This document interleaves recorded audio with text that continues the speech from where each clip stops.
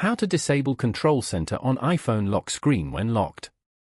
To get started, first of all go ahead and open up the Settings application on your phone. Once you're here, scroll down and go to Face ID and Passcode. Enter your passcode over here.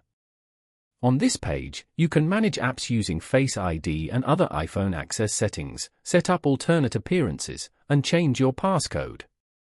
Then, scroll down and go to the Allow Access when locked. From here, turn off the Control Center switch as shown. Now the Control Center will not be available anymore. This way, you get more control over your experience with the device and how you use it. Following these steps, you can easily disable Control Center on iPhone lock screen when locked. Thank you for watching. Please leave a like if this tutorial helped you, or leave a comment below if you have any questions related to the video.